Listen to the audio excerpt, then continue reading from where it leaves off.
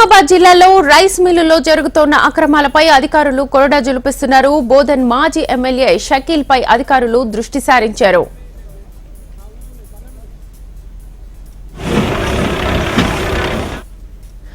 ధాన్యం మిల్లింగ్ ను ఒక మాఫియాగా మార్చేసిన వ్యవహారం వెలుగులోకి వచ్చింది. నిజామాబాద్ జిల్లా బోధన్ ప్రాంతంలో 70 కోట్ల రూపాయల విలువైన సీఎంఆర్ పక్కదారి పట్టిందని అధికారులు చెబుతున్నారు. 33,328 టన్నుల ధాన్యం ఎగవేసిన మిల్లర్లు పక్కదారి పట్టించారనే విమర్శలున్నాయి. గత 3 రోజులుగా పౌర సరఫరాల శాఖ, విజిలెన్స్ అధికారులు జిల్లాలోని రైస్ మిల్లులో, గోదాంలలో తనిఖీలు నిర్వహిస్తున్నారు. పలువురు మిల్లర్లు ప్రభుత్వానికి అందించాల్సిన బియ్యం పక్కదారి పట్టించినట్లుగా వెలుగులోకి వచ్చింది. ఒక్క నిజామాబాద్ జిల్లాలోనే సుమారు 70 కోట్ల రూపాయల విలువైన 33,328 టన్నుల ధాన్యానికి లెక్కలు లేవని పౌర సరఫరాల శాఖ గుర్తించింది.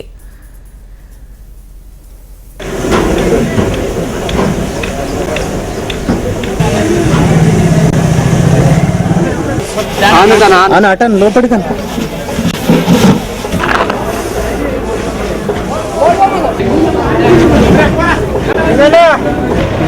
సన్నమే లేవు.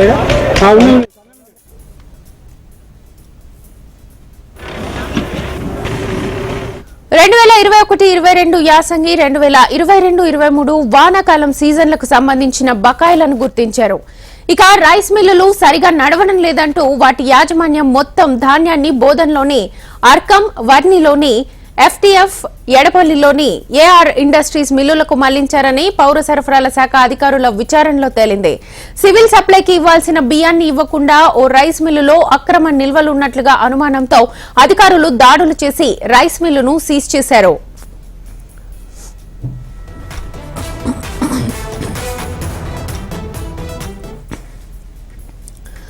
అక్రమాలపై చర్యలు తీసుకుని ధాన్యాన్ని రికవరీ చేయడానికి అధికారులు రంగం సిద్దం చేస్తున్నారు. జిల్లాలో అక్రమాలకు పాల్పడుతోన్న మిల్లులపై మరిన్ని దాడులు నిర్వహిస్తామని అధికారులు తెలిపారు. అక్రమాలపై ఉన్నతాధికారులకు నివేదిక ఇస్తామని వెల్లడించారు. అధికారుల విచారణతో రైస్ మిల్లుల యజమానుల గుండెల్లో రైళ్లు పరిగెడుతున్నాయి. అధికారాన్ని అడ్డం పెట్టుకుని అక్రమాలకు పాల్పడ్డ మాజీ ఎమ్మెల్యే షకీల్ పై చర్యలు తీసుకోవాలని రైతు ప్రతినిధులు డిమాండ్ చేస్తున్నారు.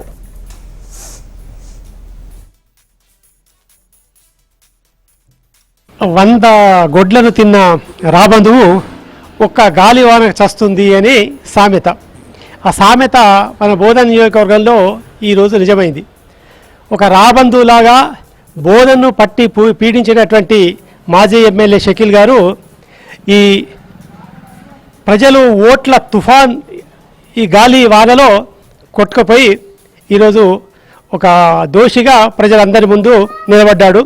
తను అధికారంలో ఉన్నంతకాలం అధికారాన్ని అడ్డం పెట్టుకొని అనేక అక్రమాలకు పాల్పడ్డటువంటి మాజీ ఎమ్మెల్యే షకీల్ గారి భాగవతాలన్నీ ఇప్పుడు ఒకటి బయటపడుతున్నాయి. దీంట్లో భాగంగా అతను కస్టమరైజ్డ్ మిల్లింగ్ కోసం ఇచ్చినటువంటి వడ్లను, బియ్యాన్ని, దాదాపు 70 కోట్ల పై చిలుకు బియ్యాన్ని అమ్ముకొని ప్రభుత్వానికి పంపకుండా చేశాడు.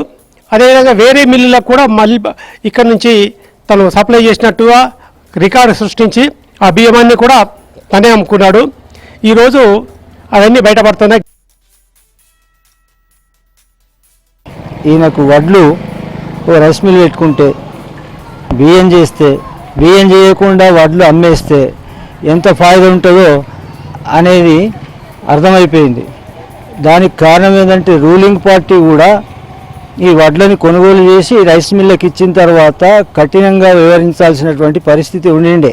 రాజ్యాంగబద్ధంగా ప్రమాణం చేసినటువంటి ఎమ్మెల్యే గారి మీద, ఈ దందా మీద చట్టపరంగా కఠిన చర్యలు తీసుకోవాలా. కఠిన చర్యలు కఠినంగా ఉండాల్సిన అవసరం ఉంది. వాస్తవంగా ఇది 420తో పాటు ఇంక ఇతర సెక్షన్లు కూడా దీని మీద ఉపయోగపడతాయి. ఆ విధంగా విచారణ జరిపించి సరి అయిన చర్యలు తీసుకుంటేనే అప్పుడు 10 సంవత్సరాల నుంచి మేము ఏదైతే బాధ అనుభవించినామో దానికి కొద్దిగా రిలీఫ్ దొరుకుతుంది మా బోధన్ ప్రజలకని నేను అనుకుంటున్నాను.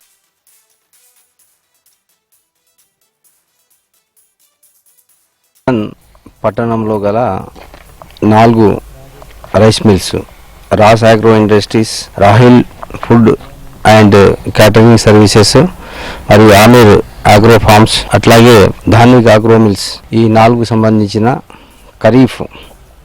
మన రబీ 2021 సంబంధించిన రబీ 21-22కు సంబంధించిన ధాన్యము, అలాగే ఖరీఫ్కు సంబంధించిన 22-23 సంబంధించిన ఖరీఫ్ సంబంధించిన ప్యాడీ కూడా వాళ్ళకు అలాట్ చేయడం అయింది. FTF అండ్ అబ్దుల్ వాళ్ళు చెప్పడం ఏంటంటే మాకు పార్ట్ ప్యాడీని మనకు ఈ మిల్ నుంచి వచ్చినాయి, మిగతా రాలేదు అని వాళ్ళు తెలపడం జరిగింది. అలాగే అర్కమ్ ట్రేడర్స్కు మనం ప్యాడీ ఇచ్చినప్పుడు వాళ్ళు కూడా మాకు ఆ వ్యక్తి మాకు అందుబాటులో లేడు, అందుకోసం అని చెప్పేసి వాళ్ళ మీద క్రిమినల్ కేసు కూడా వేయడం జరుగుతున్నది. డిఎం సివిల్ సప్లైస్ కార్పొరేషన్ అలాగే మా సిబ్బంది అందరం కలిసి దీని మీద తనిఖీలు నిర్వహిస్తున్నాం.